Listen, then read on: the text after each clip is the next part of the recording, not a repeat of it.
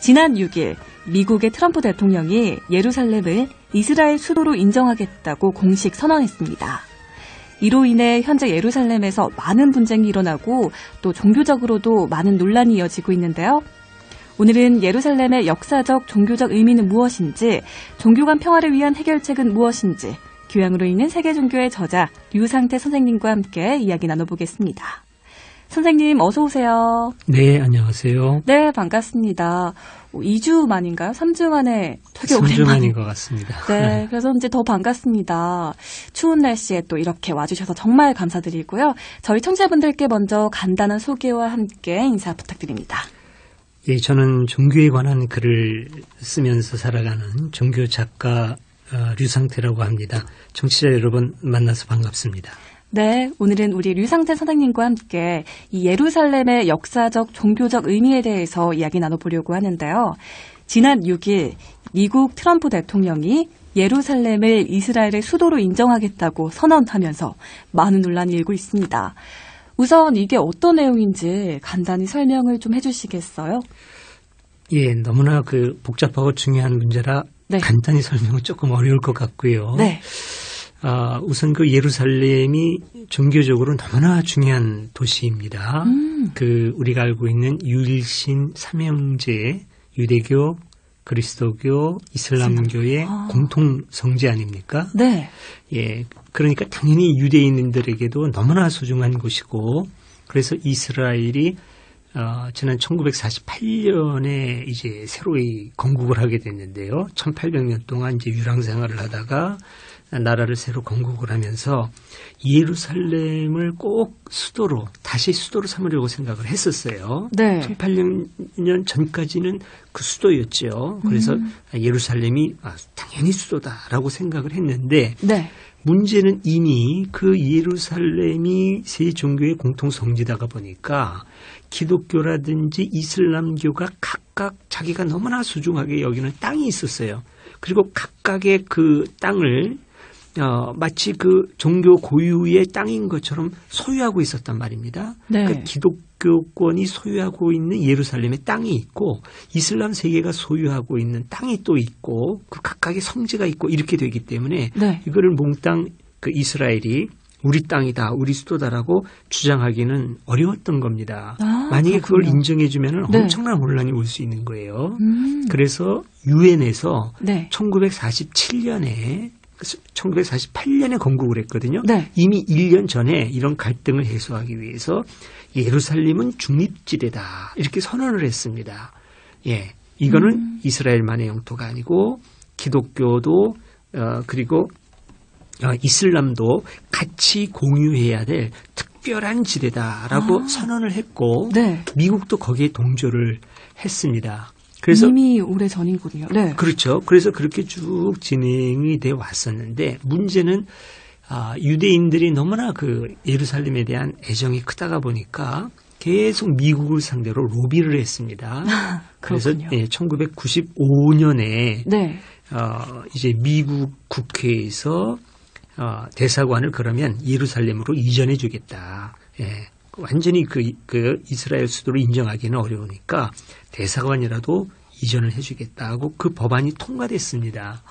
예. 그러나 그것도 실행에 옮기기가 어려웠기 때문에 네. 6개월 단위로 계속 연기를 해서 지금까지 왔어요. 아직도 대사관이 간 건 아니군요. 그렇죠. 텔아비브에 있습니다. 이미 20년 전에 결정은 했음에도 못 간 거죠. 네. 예, 갈 수가 없는 겁니다. 너무 큰 혼란이 오기 때문에. 그래서 6개월 단위로 계속 연기해 왔는데 이 트럼프 대통령이 네. 아주 보수적인 인물 아닙니까? 그렇죠. 그러니까 아주 보수적인 기독교계하고 유대계의 그 지지를 절대적으로 받는 사람이에요.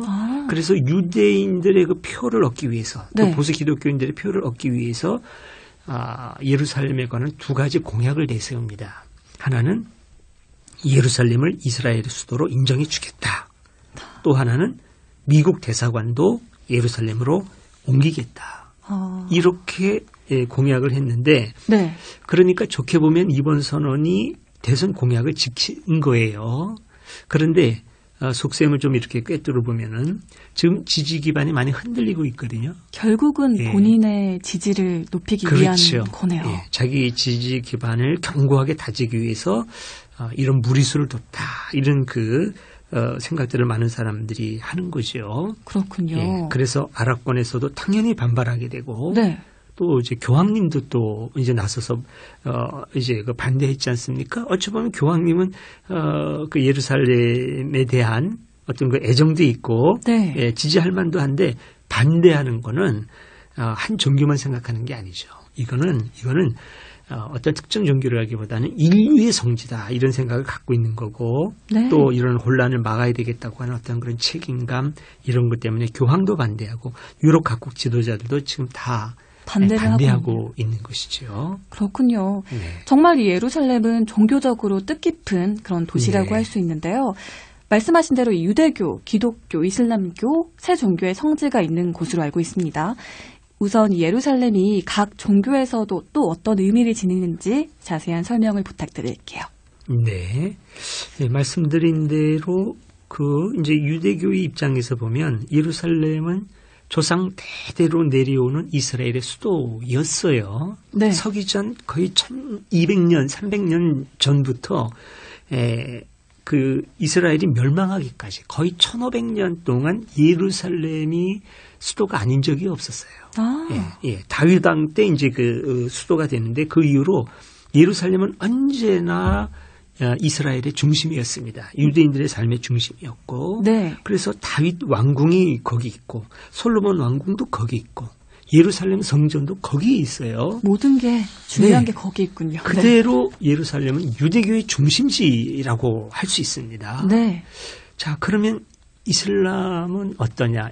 이슬람의 입장에서 봤을 때 유대인이 주장하는 거는 그야말로 먼 옛날 얘기예요. 뭐 호랑이 담배 먹던 시절의 얘기라고 할 수 있는 거죠. 네. 왜냐하면 그 서기 2세기에 이제 유대인들이 로마 제국에 저항을 하다가 완전히 멸망하고 이제 뿔뿔이 흩어졌거든요.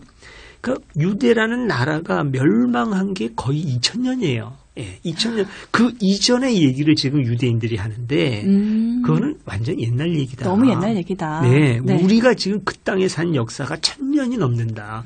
너희가 1000년 동안 그랬다고 하는데 이미 우리 이슬람이 그 땅에서 살아온 역사가 1000년이 넘고 거기가 또 우리의 성지다. 네. 네. 무함마드, 우리의 예언자 무함마드께서 승천한 곳이 예루살렘이고 네. 그렇게 되어 있습니다. 예루살렘에서 승천했다고 되어 있어요. 네. 그리고 우리의 소중한 성전, 황금돔이라고 하는데 바위소 사원도 예루살렘에 있고 이것은 우리들의 현재적인 우리들의 성지다. 네. 이렇게 이제 이슬람을 주장하는 거고 기독교도 또 그래요. 기독교도 이제 기독교하면 예수님이 중심인데 예수님의 십자가 사건, 부활 사건 이 모든 것이 이루어진 곳이 예루살렘이에요. 또 예. 그러니까 기독교에서도 가장 신성한 장소가 되는 것이지요. 그렇군요. 정말 이 세 종교의 성지가 모두 예루살렘에 있는 만큼 이전에도 많은 분쟁과 논란이 있었잖아요. 네. 역사적으로 예루살렘에서 어떤 일들이 있었나요? 예. 예루살렘이 언제부터 이제 도시로 개발이 되고 사람이 살았냐 여기에 대해서 이제 학자들 사이에 의견이 많이 갈립니다. 어떤 분은 서기전 3500년경부터 예루살렘이 있었다는 말을 주장을 하는 분도 계시는데 네. 대체로 서기전 1800년경부터 가나안 원주민들이 살았다라고 하는 데는 이의가 없어요. 네. 네. 그때 그럼 이스라엘 사람들은 어디에 있었느냐? 이스라엘 사람들은 떠돌아다니다가 바로 이때쯤 서기전 1800년, 1700년 이때 팔레스타인 전체를 여기저기 떠돌아다니다가 이집트로 건너갑니다. 이집트로. 기근을 피해가지고 성서에 의하면 그렇게 돼 있어요. 이집트로 건너가서 몇백 년 동안 살다가 서기전 1300년경에 다시 들어와요. 글로. 근데 이미 가나안 원주민들이 살고 있었거든요. 네. 그래서 그 가나안 원주민들을 몰아내고 이젠 이제 가나안 땅, 팔레스타인 땅에 살기 시작하죠. 그러면서 예루살렘을 수도로 삼은 것이 다윗 왕 때예요. 다윗 왕 때. 예, 그 다윗 왕 때면은 서기 전 1000년경이 됩니다. 네. 예, 그러니까 그때서부터 이제 그 예루살렘이 쭉, 유대인들에게 네. 소중하고 이제 쭉 내려오게 된 건데, 그러면서도 계속 강대국에 의해서 예루살렘이 여러 번 점령을 당하고 시달리고 그렇게 합니다. 뭐 아시리아라든지 바벨론, 페르시아, 그리스, 시리아, 로마 이런 나라들에 의해서 계속 시달림을 당하다가 네. 이 역사적인 거를 좀 설명이 좀 길긴 한데요. 중요하니까 조금 더 말씀을 드리겠습니다. 네. 서기 134년에 로마 황제 중에 그 하드리아누스라는 황제가 있습니다. 이 황제가 유대인들이 끊임없이 저항을 하니까 네. 이 사람들은 아예 씨를 말려야 되겠다라고 생각을 해서 예루살렘에 있는 유대인들을 전부 다 쫓아냅니다. 그 도시에서 못 살도록. 그리고 아예 팔레스타인 바깥으로도 쫓아내요. 정말 화합하지 네. 못했네요. 네네. 네. 그래서 완전히 그 쫓아내가지고 이때서부터 유대 민족의 긴 방랑 생활이 시작되는 겁니다. 1800년 동안이나. 네. 그래서 주로 이 사람들이 가서 살았던 것이 아프리카 북부, 그리고 유럽, 그리고 지금의 중동 지역까지 이렇게 폭넓게 흩어져서 살았습니다. 자, 그러다가 네. 그러니까 638년에 이슬람 군대가 예루살렘을 정복하게 돼요. 예. 이슬람 군대가 네, 이슬람 정복을 군대가 하는군요. 예루살렘을 정복을 합니다. 네. 굉장히 빠른 시간에 그 이슬람 원년을 622년 헤지라라고 하는데 그때서부터 불과 10여 년밖에 안 되는 그 기간 동안에 예루살렘까지 점령을 해 들어온 거죠. 엄청나게 빠른 속도로. 그리고 그 이후로부터 계속해서 예루살렘은 아랍의 지배, 아랍 민족의 지배하에 있고 종교적으로는 이슬람의 지배하에 있었어요. 네. 독립할 때까지. 그럼 그 기간이 1300년경 됩니다. 네. 다만 예외가 있었다면 1099년에 십자군이 예루살렘을 함락을 해요. 그래가지고 십자군의 국가를 세우는데 네. 그 기간이 약 한 80여 년 정도 됩니다. 그러다가 1187년에 이슬람의 그 술탄, 이제 그 통치자죠. 네, 술탄. 살라딘에 의해서 예루살렘이 다시 이슬람의 수중에 넘어가게 되는 다시 것이죠. 돌아오는군요. 네. 네네. 그러니까 최근에 오랫동안은 이건 이제 이슬람의 땅이었고 아랍 민족의 땅이었다고 하는 이슬람의 주장이 네. 더 설득력이 있는 거죠, 사실은. 정말 1000년 넘게. 네네. 쭉. 네. 네. 그 최근에 지배해 왔으니까. 자, 근데 문제는 1917년에 아직 이스라엘이 다시 국가가 형성되기 전이죠. 네. 48년에 형성됐다고 했으니까 네. 이미 30여 년 전에 물론 이제 끊임없는 유대인들의 로비가 있었어요. 네, 다시 우리 땅을 만들어야 되겠다. 근데 당시에 그 최강대국은 영국이었으니까 네. 영국을 상대로 계속 로비를 했습니다. 우리 땅을 허락해달라. 그러면 우리가 많은 돈을 주겠다. 유대인이 돈은 많았어요. 네. 그러니까 영국이 1917년이면은 1차 세계대전 때입니다. 이제 막바지로 갈 때 1차 세계대전이 1914년에서 1918년까지거든요. 네. 1917년. 전쟁을 3년 동안이나 계속하면서 지금 전비가 다 바닥이 났어요. 돈이 있어야 싸우는데. 유대인들은 돈이 많단 말입니다. 그렇네요. 그러니까 유대인들한테 좋다. 너희들의 오랜 수건을 들어줄 테니까 돈을 좀 내라. 지금 전쟁 때문에 돈이 많이 들어간다. 그래서 전비를 지원을 받고 이스라엘 건국을 약속해 줬는데 그걸 벨푸어 선언이라고 합니다. 네. 1917년.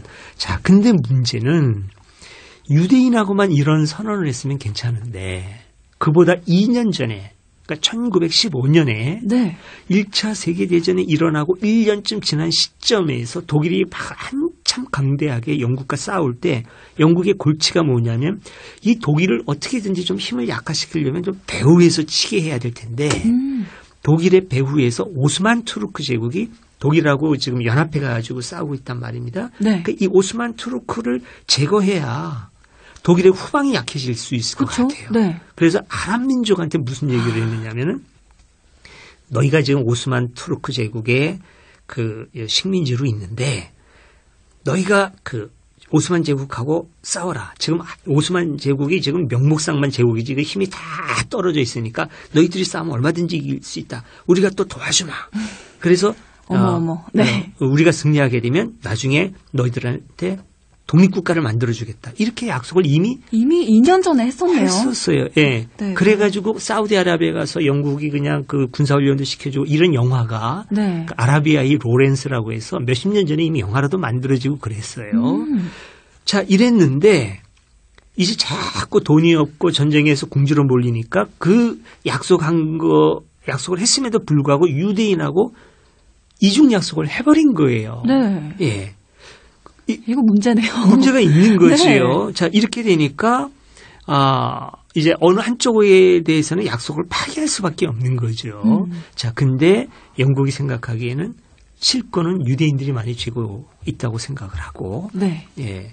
그래서 이제 1948년에 이스라엘 국가가 탄생하게 된 것이죠. 그러니까 영국이 이런 갈등의 씨를 뿌렸다고 볼 수 있습니다. 그렇네요.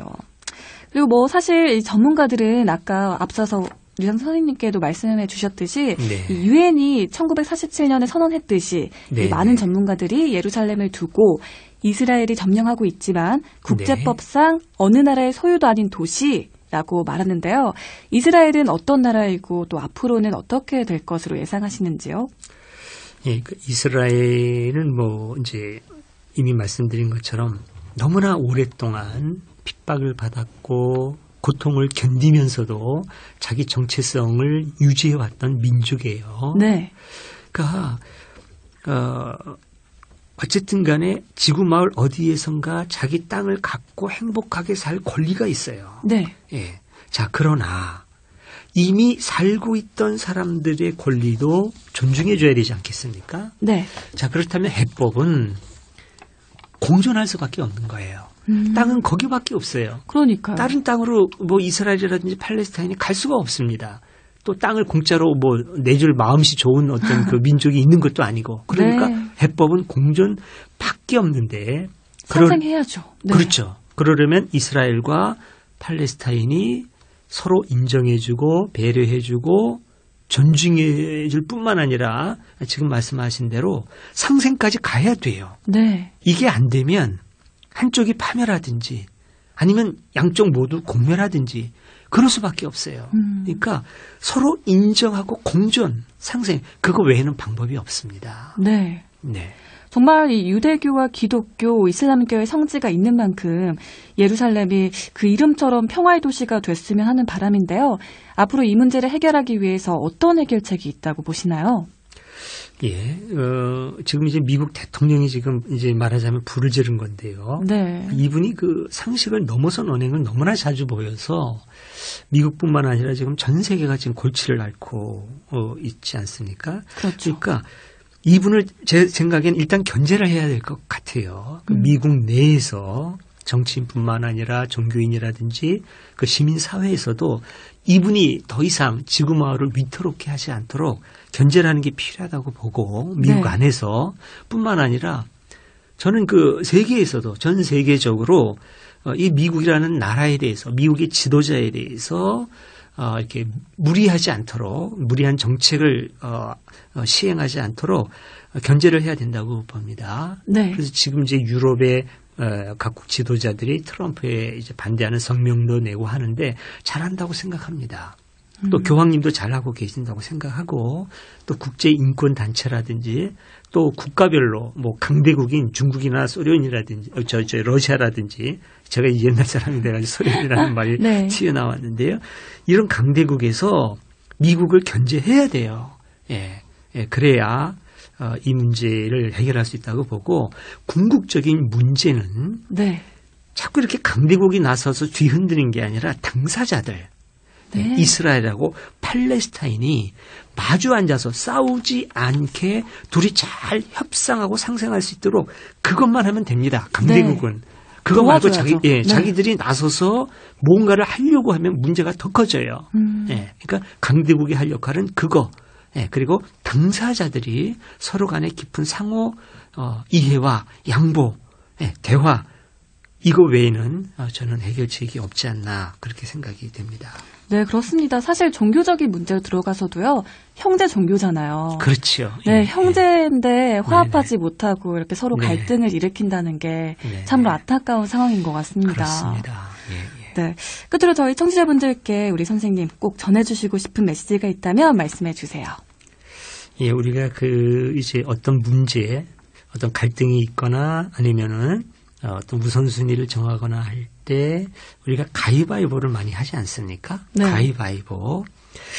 우리가 그 가위바위보 원리를 생각을 해봤으면 좋겠어요. 상대방이 주먹을 내놓으면은 그걸 이길 수 있는 것은 같은 주먹이 아니라 보자기 아닙니까? 네. 근데 사람이 화가 나면 상대방이 주먹 내면 같이 주먹을 내려고 그래요. 오.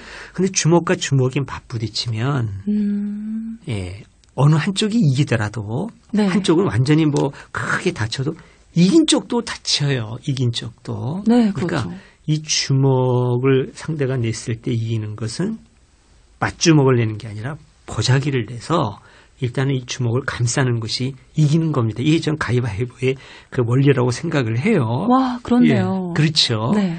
이게 어디에나 적용이 되는 겁니다. 국제사회에서도 그렇고 종교 간의 갈등 문제도 그렇고 한쪽에서 아주 그냥 아주 폭력적인 그런 언행을 하고 문제를 일으켰을 때 같이 그냥 맞대응하기보다는 여유를 갖고 그분들의 입장을 헤아리고 품어 안으면서 이렇게 대화로 상호 이해하면서 네. 상상하는 쪽으로 문제를 풀어가는 게 종교 문제뿐만 아니라 정치 문제 그리고 우리 삶 전반에 걸쳐서 필요한 문제라고 하는 거를 우리가 같이 생각해야 되지 않나 그런 생각이 듭니다. 네, 이 가위바위보의 원리 꼭 마음속에 네. 품고 살아야 할 것 같습니다. 예, 그렇습니다. 네, 오늘은 이렇게 교양으로 있는 세계 종교의 저자 류상태 선생님과 함께 예루살렘의 역사적, 종교적 의미에 대해 이야기 나눠봤습니다. 선생님, 오늘도 좋은 말씀 고맙습니다. 네,